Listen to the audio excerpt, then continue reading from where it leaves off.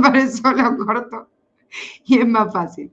Bueno, vamos a empezar ahora con este recortito, no lo vamos a ver todo, pero sí empezamos con esta primera introducción de este nuevo reino, que es así mini lo que ven. No saben la complejidad que hay dentro del grupo de fungi, pero sobre todo en las plantas, o sea, tipo, hay una diversidad como en los animales. Sin embargo, la Facu dijo, no, no los vamos a estudiar.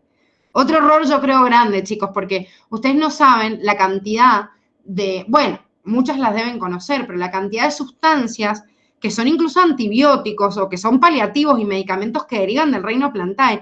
Yo no puedo creer que ni siquiera en la facultad estudien propiedades de este reino. Si ustedes van a un médico, vieron que hay un montón de médicos que si no estudiaron así en paralelo, o medicina oriental, o incorporar otras cosas, la facultad no les enseña ni para qué sirve la manzanilla, que es como te dan una pastillita y vas así, hay un montón de cosas naturales que, posta, hay algunas que se mandan bolazo, pero hay algunas sustancias que sirven un montón y hay... Sí, después tenés médicos que no aceptan la medicina natural como algo verídico, factible. Claro, pero porque no lo conoce la mayoría. Miren, la mayoría de los antibióticos derivan de los hongos y de las mismas bacterias, como ya estudiamos en bacteria, y es verdad que en la industria de producción farmacéutica son importantes muchos de los hongos, eso es real. Pero como analgésicos o como, no, o sea, no como antibióticos, antiparasitarios o antimicóticos, pero como sustancias que alivian todos los derivados de antiinflamatorios, analgésicos que derivan de las plantas son tan importantes que, a ver, hay algunos médicos que han ido incorporando, pero lo que digo es que no lo conocen, pues en realidad nunca se lo dieron, por lo menos acá en el plan de la Universidad Nacional de Cuyo, ni la Universidad de Mendoza, ni la Concagua, o sea, medicina acá, no estudian nunca la variedad de vegetales. Cuando digo, por lo menos darme, no sé, los vegetales que son importantes para como derivado de medicamento, pero bueno, es como que queda opción del médico si lo quiere ver en paralelo, pero si no, nada. Bueno, no vemos nada de planta, vemos un cuadrito comparativo al final que es una burla, parece más reino fungi que planta, pero a la vez reino fungi es muy complejo, sobre todo sus ciclos de vida y de reproducción, y en este caso tampoco los vamos a ver. ¿Sí? Como características generales y muy sintéticas de estos hongos, tenemos que saber que la mayoría son pluricelulares y solo algunos de ellos son unicelulares. Esto al revés que protista. Protista la mayoría eran unicelulares y algunos pluri. Bueno, esto es al revés. La mayoría son pluricelulares y algunos unicelulares, de los cuales los más importantes como unicelulares son las levaduras. A nosotros nos sirven mucho las levaduras, vamos a ver algunos ejemplos de ellos. Entonces, cada vez que me diga levadura, ese hongo sé que es unicelular y en la mayoría de los demás que vamos a estudiar sí existe la pluricelularidad. Como ya sabemos, todos tienen pared celular de quitina, no vemos ninguna excepción a esta regla, así que todos los hongos que vamos a describir tienen pared celular de quitina. Y la estructura en un órgano pluricelular, que por ahí es como media ramificada, se conoce el cuerpo, digamos, entero de ese hongo como micelio, y cada uno de los fragmentitos que parten de ese micelio se los conoce como hifa. Por ejemplo, bueno, ya enseguida en otra imagen vamos a ver algunos de estos cuerpos, digamos, de fructificación, pero por ejemplo hay algunos hongos que se ven así, como ramificados, en los cuales después están los órganos de fructificación, qué sé yo, en los extremos o como sea, hay distintas formas.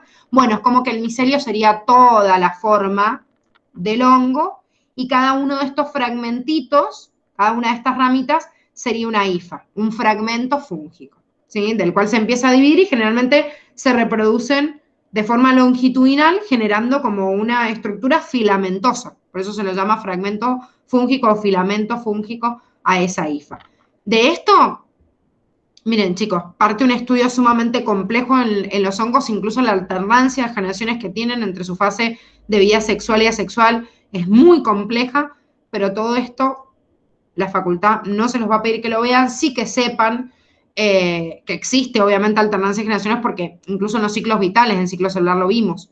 Si se acuerdan, vimos que se dividían sexual y asexualmente, y de hecho su fase asexual era la más común junto con los protistas, pero se piensa, si bien en algunas especies todavía no se ha descrito el proceso sexual, se piensa que todos los hongos se dividen sexual y asexualmente, aunque solo en algunos se conoce la fase sexual y en todos los demás por lo menos se conoce la asexual.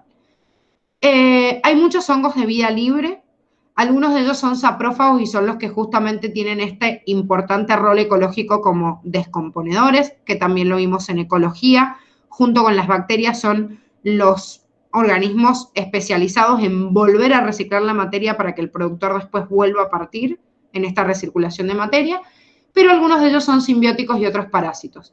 A diferencia, cambié el coso. A diferencia de lo que hicimos en Protista, que la mayoría de ellos que vimos son patógenos, hay muchos hongos que tienen importancia en la industria cosmética, farmacológica, alimentaria. Entonces, hay algunos de los ejemplos que vamos a ver de ellos que no son patógenos, sino que tienen alguna relación simbiótica, son importantes en alguna industria y también tenemos que conocer algunos ejemplos. ¿Por qué hizo esta distinción la Facu? Porque se le cantaron las ganas, porque podríamos haber visto nada más los patógenos y nos simplificábamos mucho de los otros grupos, pero en realidad han elegido algunos que son de importancia para el hombre, aunque no sean patógenos. Con respecto a la nutrición, todos los hongos son heterótrofos por absorción, a diferencia de un animal que es heterótrofo por ingestión. El heterótrofo por ingestión ingiere la presa y la procesa adentro. El heterótrofo por absorción libera alguna sustancia hacia el exterior que empieza como la degradación y después como que absorbe las partículas que ya se empezaron a predigerir. O sea que los hongos, no me lo puedo imaginar al hongo como tipo un Pac-Man que va comiendo a otros organismos. O sea, no tienen boca, no tienen un sistema digestivo como los animales, sino que absorben los nutrientes de otros organismos, que muchas veces predigieren, como les digo, liberándole enzimas. Entonces empiezan como un proceso de descomposición y luego absorben esos nutrientes. Reservan el mismo compuesto de reserva que los animales, sino que las plantas. Estos puntos de distinción son importantes porque los hongos, ustedes saben que es el último reino que se clasificó. Y durante mucho tiempo los metieron adentro de las plantitas y después dijeron, pará, no tiene una miércoles que ver un hongo con una planta, uno es heterótrofo, el otro es autótrofo, uno reserva una cosa, otro uno tiene pared de celulosa, el otro de quitina, bueno, nada que ver. Bueno, y esto es lo que estábamos hablando de la alternancia, obviamente, de las generaciones. ¿Cuáles van a ser los grupos de hongos que vamos a ver? Esto también varía mucho de acuerdo a la bibliografía, pero Campbell y Riis nos presenta 4 grupos principales que son los que vamos a describir. Ahora, en estos minutitos que quedan, vamos a ver los 2 primeros, los otros 2 los vamos a ver el día de mañana. El primero de estos grupos son los cigomicetos. Lo pueden encontrar con Z o con C, depende cómo hagan la descripción. Acá estamos viendo una hifa de un cigomiceto al microscopio, y esto que están viendo acá es como el órgano de fructificación, que sería el lugar de donde salen después las esporas para esparcirse y empezar a hacer reproducción sexual. Son bastante común verlos de esta manera y de hecho uno de los cigomicetos que tenemos que conocer como ejemplos, ven, cada uno de estos fragmentitos que vemos acá, esto acá es una hifa. Y acá yo veo el órgano de fructificación del cual sale, obviamente, y se reproduce este hongo. Esta imagen que están viendo acá, que se está viendo al microscopio, es un hongo que se llama Rhizopus stolonifer. Rhizopus stolonifer forma como una digamos, gran parte de estos hongos que son, digamos, de vida libre y que se encargan de toda esta parte de putrefacción en la naturaleza, que son los grandes descomponedores de la naturaleza. Es uno de ellos, ¿sí? En el cigomicético está en la mayoría de los hongos que hacen descomposición. En este caso, Rhizopus stolonifer se alimenta de muchos de los nutrientes que se encuentran en alimentos como el pan. Por eso se lo conoce, de hecho, como moho negro del pan, que cuando yo lo veo macroscópicamente lo veo medio de color verdoso y no tan negro. ¿Vieron cuando se juntan hongos en el pan, que lo veo medio verde? Si lo dejaran más tiempo y junto gran cantidad de población de los hongos, lo verían más de color negro. Pero así se ven al microscopio y macroscópicamente se ven como más verdosos. Es verdad que hay algunos que son parásitos, simbiontes, comensales, no de nosotros, pero sí de otros animales y de protistas, pero el cigomiceto es el gran grupo de los órganos descomponedores, ¿sí? Tengo que conocer este como ejemplo. No pasa nada, la verdad es que muchas veces se han dado cuenta que un pan estaba medio podrido y la mitad de los hongos lo tienen adentro de la boca, ¿sí? Ha pasado a más de uno, ¿o no? Nos han comido un pan y después de darlo vuelta se dan cuenta que estaba verde y dijeron, ay, bueno, no son patógenos, ¿verdad? Muchos de los que han experimentado eso se han dado cuenta. tampoco es que voy a ingerir todo un pan poblado, porque son ya macroscópicamente las colonias se ven y me voy a comer todo un pan verde, a ver, seguro que me da algún tipo de intoxicación, pero en poca cantidad y en el consumo no es patógeno para el hombre, ¿sí? Solo es desagradable a la vista, pero en poca cantidad que no los mandemos no pasa nada. Por eso muchos le sacan la parte verde al pan, igual que en muchas poblaciones de hongo, igual en los quesos, que no son los mismos que estos, pero por ahí yo saco algunos hongos y otros no los comemos, como por ejemplo el del queso azul o el Roquefort, pero no pasa nada, ¿sí? O sea, no los ingerimos en grandes cantidades, pero no pasa nada si entran en un pan. Este es el único ejemplo entonces que van a conocer de los ziggomicetos. El segundo grupo, los glomeromicetos, que los que están viendo acá justamente es una, en realidad ahora vamos a ver el ejemplo, pero es la parte de una raíz de una planta y yo estoy viendo acá un crecimiento de un glomeromiceto con los órganos de fructificación, porque estos glomeromicetos son especialistas en formar un tipo de relación endosimbiótica que se llama micorriza. ¿Qué es una micorriza? Una simbiosis. Una simbiosis es una relación mutualista a largo plazo. ¿Entre quién? Entre una plantita, la raíz de una planta, y un hongo. ¿Sí? ¿El hongo qué hace? Y el hongo le brinda a la planta la savia bruta, que sería el agua, los nutrientes, le ayuda a recolectar en las raíces del suelo para que tenga una tasa de eficiencia de absorción más grande la planta. Y la planta, como digamos, gracias a ese favor que le da, le pasa parte de su savia elaborada, no la bruta, que sería ya la savia que tiene los nutrientes orgánicos. Entonces, el honguito recibe el alimento que necesita de la planta, parte de esa savia, y de esa manera hacen un camino de simbiosis entre ambos, se benefician mutuamente y es tan común, chicos, que como me dice acá, más o menos el 90% de las plantas tienen micorrizas, o sea, tienen hongos asociados. O sea, que es muy común el tipo de relación. Pero hay dos tipos de micorrizas, de los cuales los glomeromicetos forman una endomicorriza. La endomicorriza es el crecimiento de la hifa del hongo, pero el órgano de fructificación va como por fuera, que es estas pelotitas que estábamos viendo, que se llaman clamiosporas. Entonces, generalmente parte en la, digamos, está en la parte interna, pero la hifa sale hacia el exterior, pero toda la raíz está como por dentro.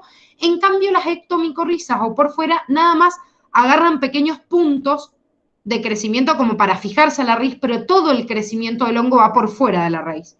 No hacen como estos crecimientos por dentro. ¿Sí? Tienen algunas hifas internas y otras externas, sino que esto agarran una red de fijación, que bueno, este es el nombre que les dan en realidad algunos tipos de bibliografía, así que no importa, no lo coloquen porque es un anexo para que lo pudieran ver, pero forma una red de fijación interna, pero todo el crecimiento de la micorriza va por fuera. Hay hongos que son formadores de ectomicorrizas. Se los presento acá la diferencia para que lo puedan ver ya que nombramos a las micorrizas, pero en el caso de estos glomeromicetos son todos formadores de endomicorrizas, ¿sí? Que van así como por dentro. ¿Alguna duda Bellísimo. hasta acá? Sí. No. Todos los glomeromicetos harían endomicorrizas.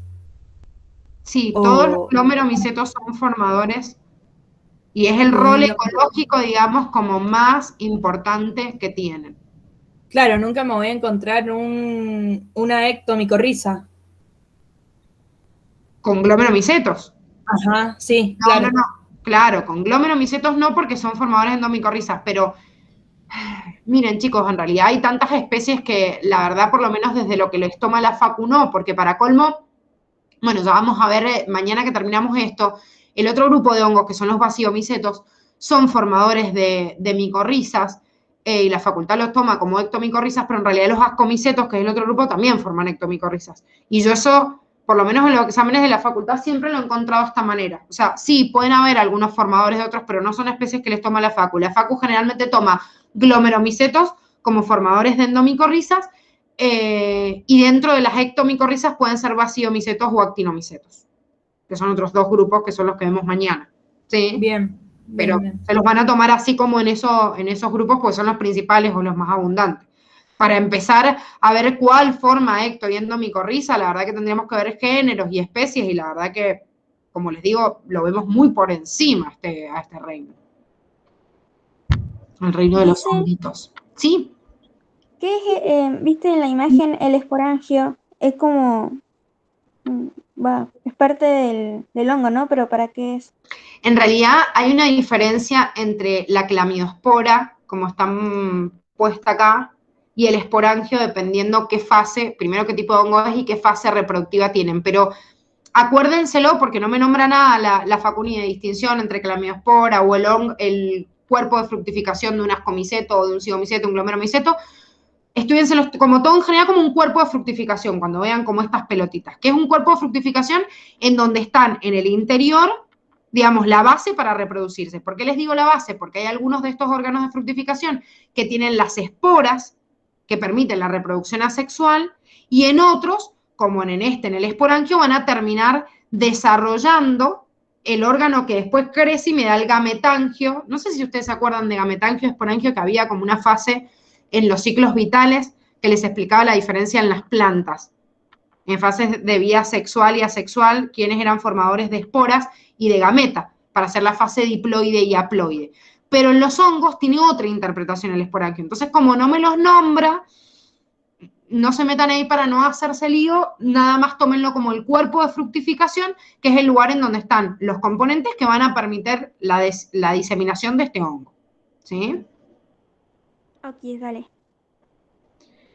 Pero sí tiene la misma definición, obviamente, que habíamos visto en ciclo vital, que ahí sí les definían esporangio en los vegetales y no en los hongos, pero sí les hacía la distinción entre esporangio y gametangio. No en clamidospora y todo esto que serían componentes, sí recuerden que las esporas eran un punto de, digamos, de diseminación y de reproducción en plantas, en hongos, a diferencia de las esporas que vimos en las bacterias. Entonces, eso sí, veo la estructura, obviamente, que es la que me permite la diseminación de forma asexual y después cuando crece el gametangio y me da, obviamente, las gametas, permite una reproducción de tipo sexual. ¿Alguna otra duda? ¿Pregunta? ¿Consulta? No. Bueno, chicos, entonces, porfa para mañana, léanse todo Fungi Plantae, que es recortito. Lo vemos en un ratito los dos grupitos que faltan y empezamos también con la siguiente unidad de Reino Animalia. Así que si pueden empezar con la lectura de eso, también nos vendría bien, así no se atrasan. ¿Sí? Dale. Dice, yo tengo una duda, ya que estamos, pero es medio off topic. El LSD, o sea, la droga, ¿viene del clavíceps púrpura, puede ser? ¿O nada que ver? Sí, el ácido lisérgico. Ah, mira. Por otro día estaba leyendo y dije, wow. Entonces quería preguntar si la verdad. Sí, obviamente, lo que pasa es que dependen los tipos de destilado que hagas o la cantidad que se utiliza. Exactamente. Bueno, vamos a ver a clavíceps purpúrea mañana y debatimos un poquito de eso y también de otros que sean patógenos. Que eso sí, vamos a encontrar algunos patógenos para acá. Estos dos grupos por ahí no son patógenos para el hombre, ¿sí? Dice, y otra cosa, las acetabularias, que son, bueno, protistas de, digamos, ¿dónde las clasificaría yo? No tienen que clasificar acetabularias. No, ya